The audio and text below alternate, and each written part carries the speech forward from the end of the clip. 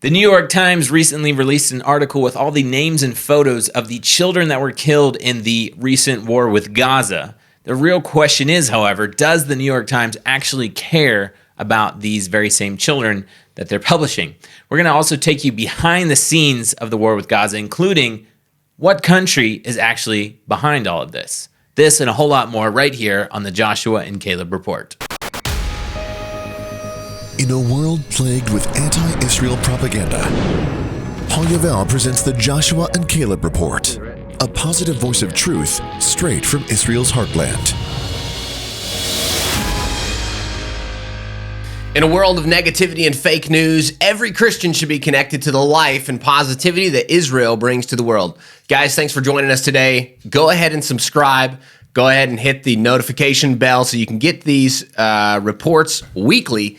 And thank you for almost 23,000 subscribers, Josh. You know, it's a big, huge deal. Incredible. And right now, all the Jewish nation is actually reading the passage in the Bible that talks about Joshua and Caleb bringing a good report this week. And guys, it's a different kind of report than maybe what they were giving back then, the Joshua and Caleb message, not the other 10. But I'm telling you what, we've got a battle right now that's sizable, Luke. We've got a sizable battle. Like New York Times sizable. And maybe Iran sizable, too. That's exactly right. So. And we've really got it.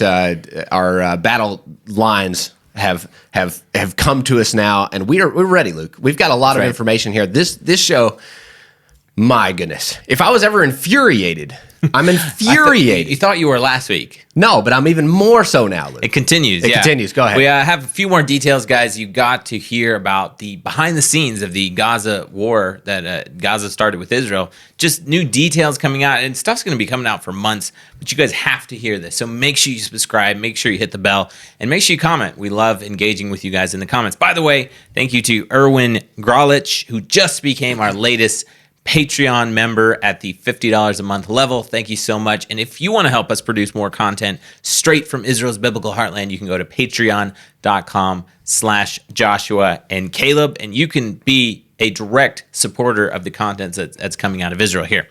Josh, the New York Times released a just heartrending article this week, and we have some images we can put up on the screen here.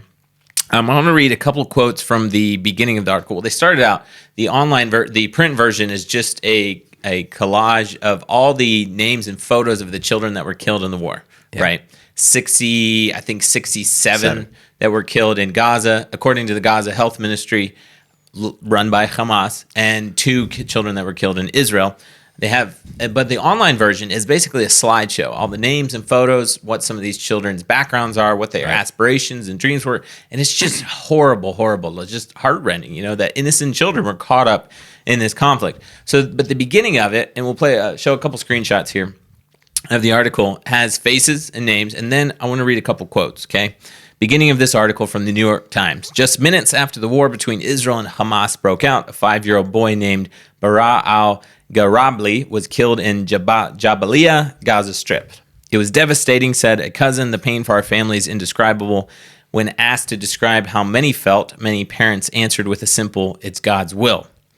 They said their children had wanted to be doctors, artists, and leaders. During the 11 days of fighting between Israel and Hamas, at least 67 children under the age of 18 were killed in Gaza, 2 in Israel, all according to initial reports. And they go on to talk about the children killed in Gaza were all Palestinian, under the age of 18. Israeli warplanes hit homes and residential neighborhoods. The number of children at risk is extraordinary. Sometimes an entire household disappears with a single blast. Okay, so this is what we're working with, right? Absolutely. I mean, who wouldn't be? We're horrified by the amount of death and violence that's taking the lives of innocent children in Gaza, right? But we decided we want to go behind the scenes of this article and the children killed in Gaza because we want to find out the truth, what's actually happening. It's most people know the New York Times has been a little biased in the past when it comes to Israel, right? Yeah. So we want to find out what's actually happening here. Okay, so, and by the way, we're not underscoring at all the lives of these children because they're innocent civilians. Luke, we just got to say that both of us have young children. We're both married. We have children. We love children. This article, the reason why I'm so infuriated is because the lack of respect of life. They're not telling the story. As you just read the quotes from the article, they're saying that Israel basically comes in and blows up an entire family. It's like neighborhoods, residential neighborhoods are being blown up, and a number of children, our children are extraordinary risk. This is New York Times quoting this, and look, this is not just on the New York Times. There's articles like blazing all over Google about this and that, and it's all the same tone. Israel's fault for killing children. Right. It could not be anything farther from the truth, and we will. And like you said, it's a huge lack of respect for these children and families' lives, and that's why we're going behind the scenes to find out what actually happened. Okay, so I'm going to run through just some of the discrepancies and falsehoods that are located in this article. Starting off, 17-year-old Gazan was listed in the 67 children in the article who was killed. He's actually, and we have his picture we can put up on the screen here, he's a member of one of the terrorist brigades, the Mujahideen Brigade, which the U.S. has blacklisted for its terrorist activities and ties to Hamas. Okay?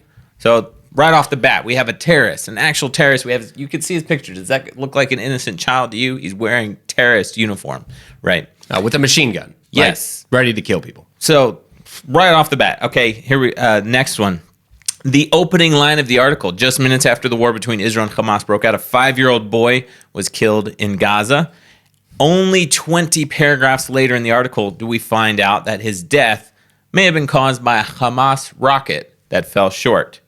And we actually know that, according to IDF radar images, that some 15% of all rockets launched by Hamas and the Palestinian Islamic Jihad fell short inside Gaza, killing many, many people. We know for sure that one of the rockets launched from Gaza fell back inside, hit a home, and killed an entire family of 8 inside Gaza. Their estimates are that I believe it's at least 9 of the children were killed by their own rockets. So we know that many of these are actually their own fault. So that's number one, their own rockets killing their people. Not only that, but they actually hide behind their children and their women so that when Israel does strike back, they can purposely try to get them killed and then blame the entire thing on Gaza, right? Another embarrassment, this New York Times front page article, we showed the picture of the collage of the children on the print edition in the New York Times. I think it's the third girl, and we'll put the image back up there on the screen. It shows a Palestinian girl totally unrelated to the recent war at all, purportedly being a victim of an Israeli airstrike. And someone actually said, well, how many times does Israel, have to be responsible for killing this girl? Because they just keep using her over and over. Both of us did some more research today too, and we're finding there's all kind of images of people from all over the world that they're using in social media to say these were killed by Israeli airstrikes in Gaza. Well, Luke, it's not only that, it's the wrong dates as well as wrong locations. Right. Because as everyone knows, the Arab world is riddled with civil wars and crazy things happening all over the Arab world. Well, people are using these photos across the board, not only in Gaza. Literally, these photos, some of them are for way back, and they're just propagating these things, throwing them back out there as though it happened, just now at the Gaza war. And we're going to show you one of these photos just as an example in a minute. But just to finish out some of the discrepancies in this article, 2 girls, tragic death of Lena, who was 15 years old, and her sister Mina were featured in a New York Times article. It actually comes out that their father was a well-known Hamas commander who for years was responsible for anti-tank guided missile attacks. And unfortunately, his 2 daughters were the tragic result of his actions against Israel. We're going to play a video now of what the IDF actually does. There's a recording of the IDF warning Gazans to get out of the building before it's being bombed. You're going to be shocked at this man's response to the IDF telling him get out before he bombed the building. Can we play that video now? يا حبيبي انا بقدرش اطلع كل الناس هذول انا بدي اقل شي ساعتين عبال ما كلهم يطلعوا. يا اخوي لو ما بتطلع انا بطوح. انت طخ اللي بدك اياه سويه اللي بتنزل الارض وتتلقاه. لا اخوي لازم الواحد لازم يعمل كل شيء منشان ما تموت. احنا بدنا عندك مسؤوليه على الاطفال. بدنا نموت، كل الاطفال لازم يموتوا لا سمح الله، لا سمح الله، بدك تستشهد عشان تبين بشاعتكم. If the children need to die, then they'll die. This is how we reveal your cruelty. This is the man's response to the idea of calling him on the phone, saying, "Get out of the building. We don't want to cause unnecessary deaths. You don't want to cause the children to die." And he says, "If the children need to die, then they'll die. This is how we reveal your cruelty." It's actual recording proving that Hamas not only doesn't care about their women and children, they intentionally are putting them in harm's way. And they want to use them, Luke. I want to say that because the internet, they know that the New York Times will respond with exactly what they did. And that's the best PR that Gaza, Hamas, factions of terrorism can have in the international world, is to get those front headlines on these news networks across the world saying poor, pitiful terrorists. They're going to leave out the terrorist part, obviously. Exactly. But they're never going to tell the story correctly, and that's what we're here to set straight. Who killed those two girls? Their own father. Their own father, yeah. Their own father killed them, and that line has to be set straight. Their own father would have been told, well, don't take your girls into the battle with you. Who does that? Terrorists do that. And that's what he did. And that's how these children are killed. I just want to give you a couple examples of what the Israel Defense Force does to protect civilians, women, and children, even at putting themselves at risk, and even when it might warn terrorists to get out of the area as well. Yeah. They, like you just saw, they call people up on their phones. I saw another video, guy gets a phone call on his cell phone, says, and they even tell him, only this building, if you go to a neighbor building, you'll be fine. It's only this building that's going to be bombed, get out of the area kind of thing. Right. So they do those things. They send text messages. They drop leaflets from the air. And then if people still remain in the area, they do what's called knocking on the roof. It's like a non-lethal bomb. It's not actually a bomb, but it knocks the roof.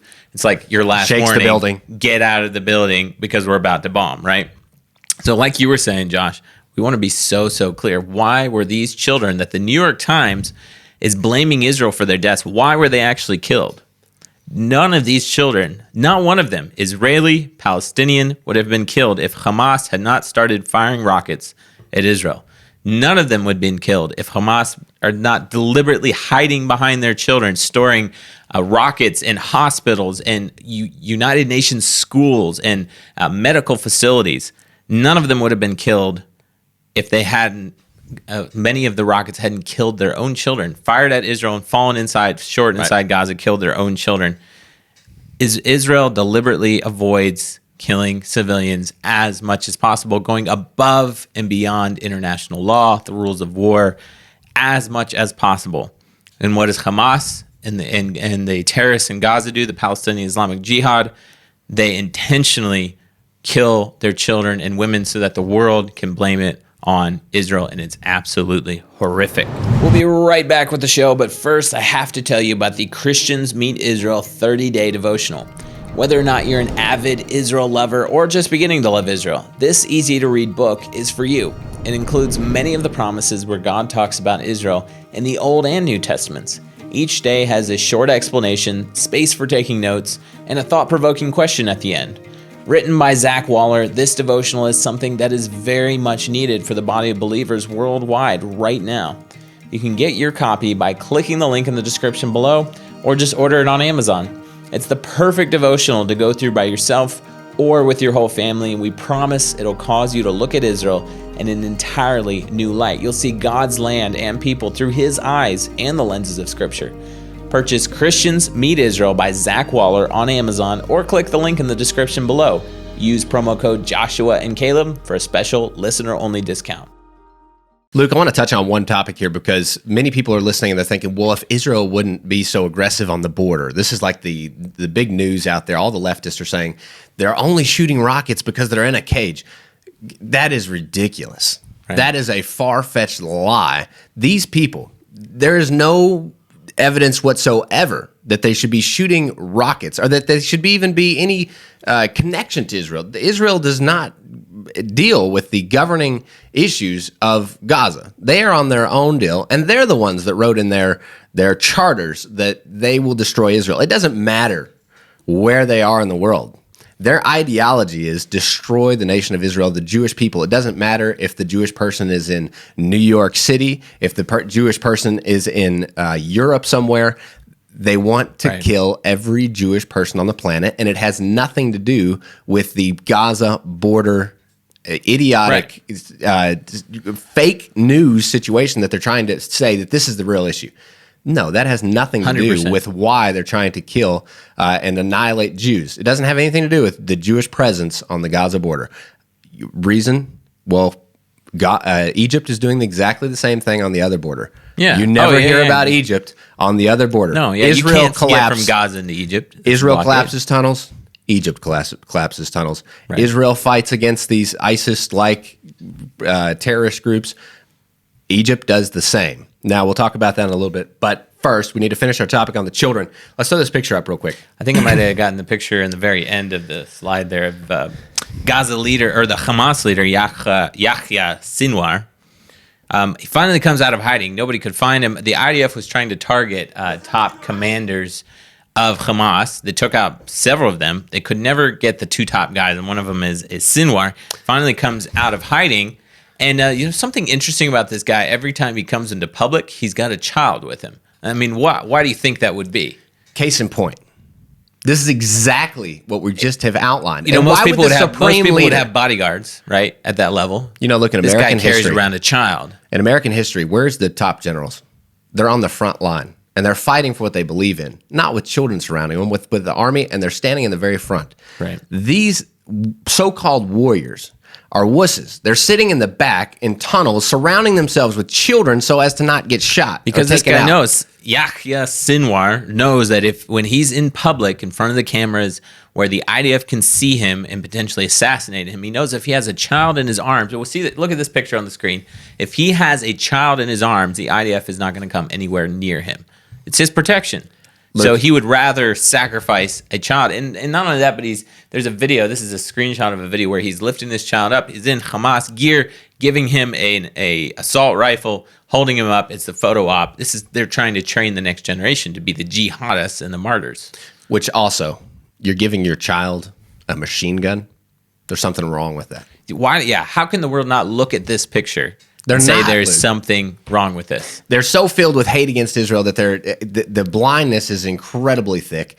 Just the facts on the ground show that there's something wrong with this picture in Gaza, and it doesn't have anything to do with the people of Israel. Israel's not inflicting this pain, and they're obviously not giving this education for these children. Right. This is an Islamic jihad that's happening in the Gaza. Now, what's also infuriating, not only are they treating their children like this and actually causing death to their own children, not Israel, is doing this. The Islamists are doing this. The media rationalizing these actions. What is also infuriating, because the media goes out and this is a quote from mainstream media. It says, many people in Gaza, however, say that the number of civilians killed proves that whatever precautions Israel may be taking are tragically insignificant. Or insufficient. People think that people think there has to be some rationale.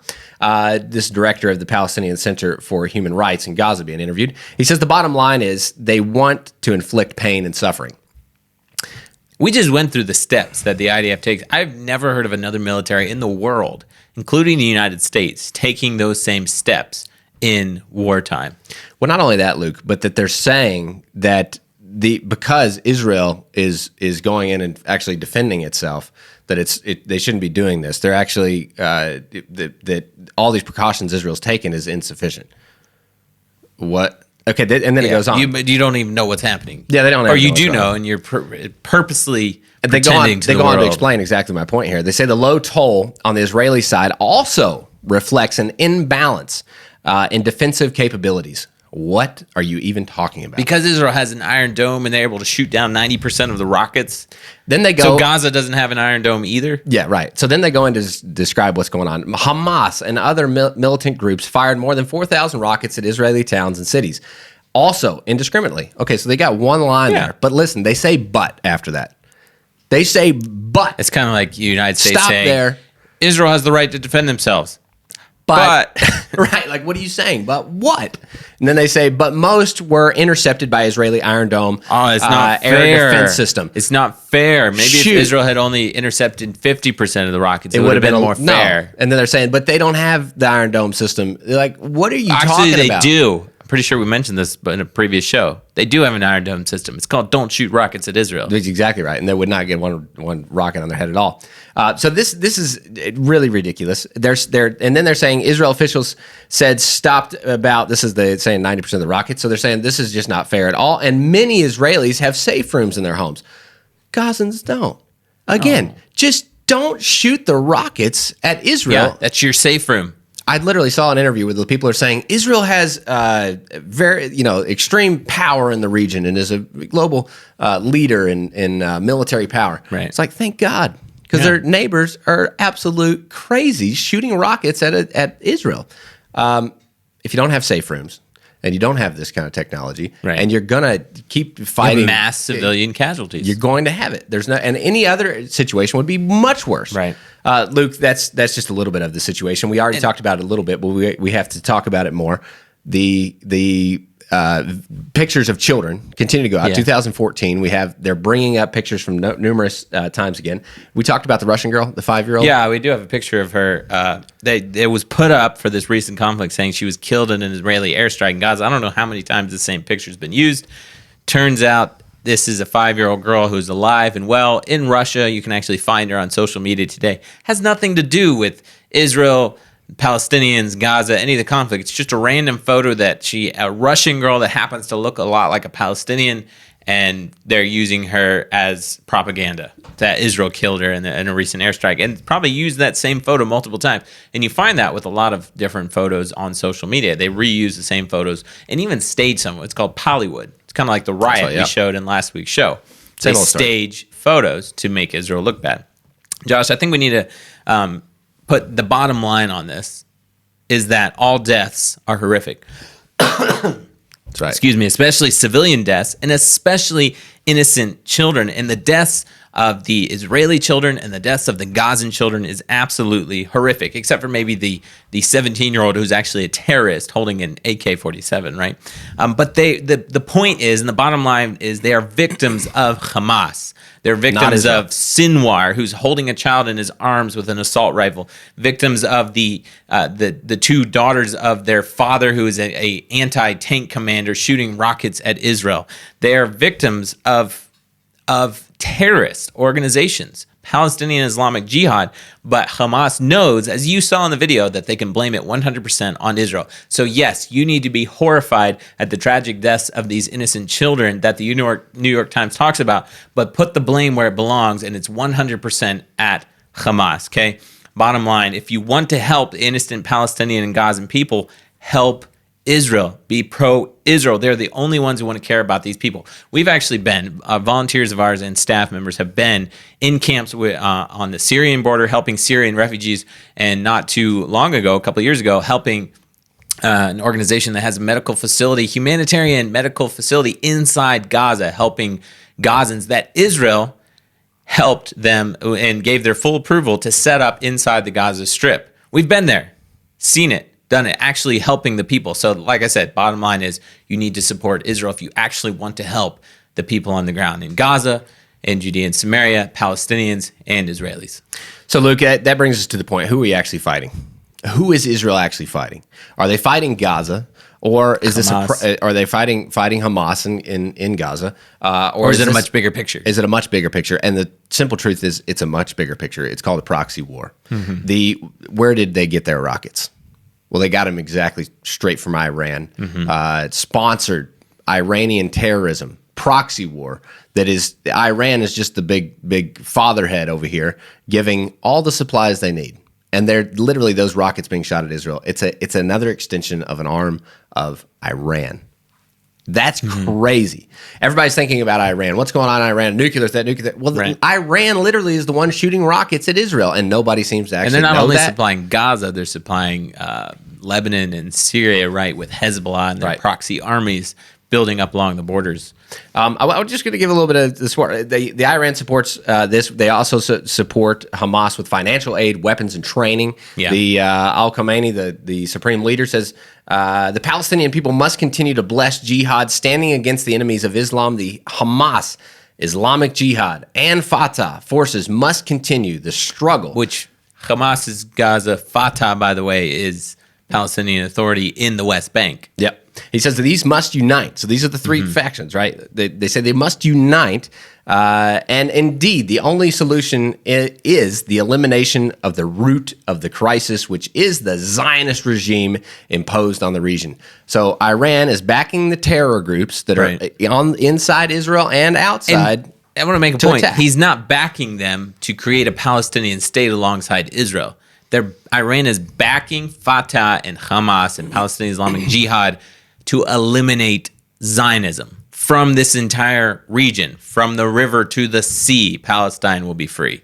We're talking about Nazi ideology to eliminate every Jew. The Jew. Exactly. It's after Israel, where it's literally a battle against the Jews. Hamas equals, I don't know if you understand this. I don't know if everybody listening. The Muslim Brotherhood. That's Hamas. Like this is where they came from. This is that group of people. During 2008, Operation Cast Lead, Iran reportedly pledged Hamas $250 million after the war.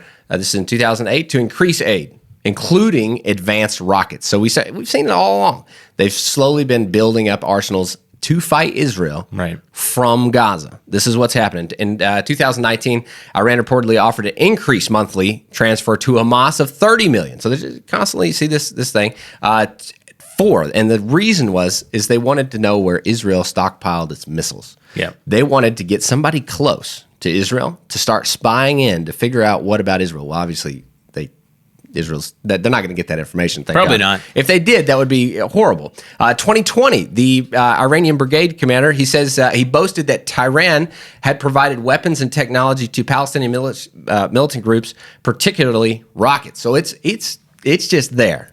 Where'd those 4,000 rockets come from? Take a wild guess. Didn't they say something about having the Iranian stamp or something? Right, yeah. On the rockets. They say, I'm proud to say that the rockets that are used to pound Tel Aviv have an Iranian signature on them. He also says that in Palestine, they are now using rockets instead of stones. It's an upgrade from the first and second intifadas. Unfortunately, they're actually still using stones, but they're also using rockets. 100%. Guys, if you don't understand, this is a proxy war, and it doesn't have anything to do with the people of Gaza. Again, these children in Gaza, they're pawns, and they're being killed by their own people, and the root of it goes all the way back to Iran.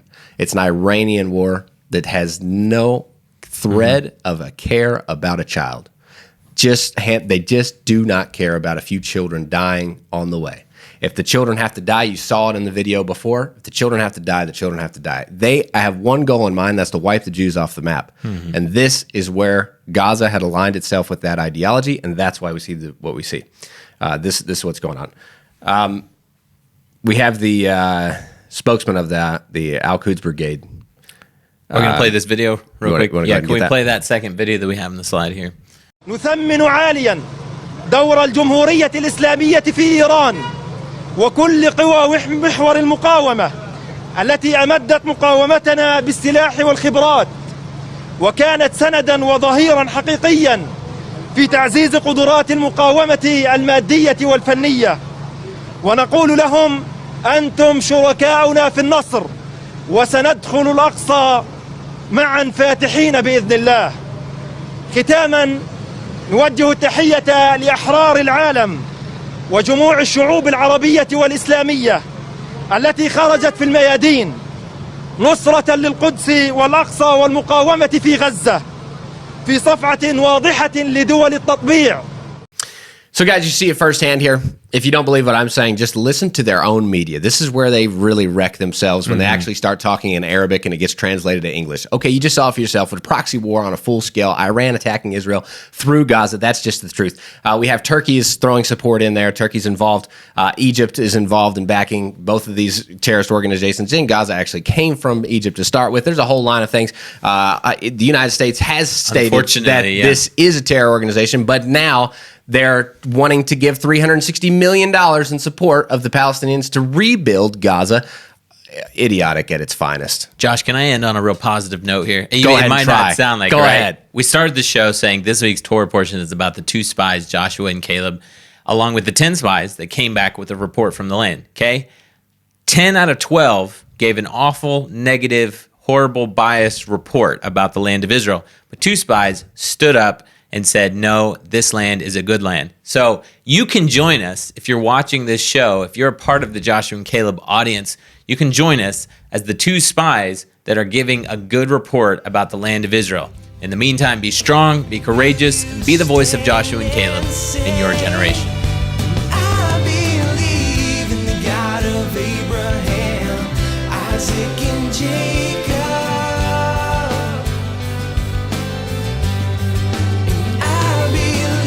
Hi guys, if you enjoyed the show, make sure to subscribe to the YouTube channel. We also have tons more incredible content straight from Israel's heartland, which you can find completely free at joshuaandcaleb.com. If you're interested in signing up for a life-changing volunteer program in Israel's heartland, you can go to serveisrael.com. We host Christians from all over the world to help plant trees, harvest grapes, prune vines, and basically help farmers all over Judea and Samaria, all while experiencing the land and people of Israel in a way that you're never going to get on a 10-day tour. Just go to serveisrael.com to find out more information. Stay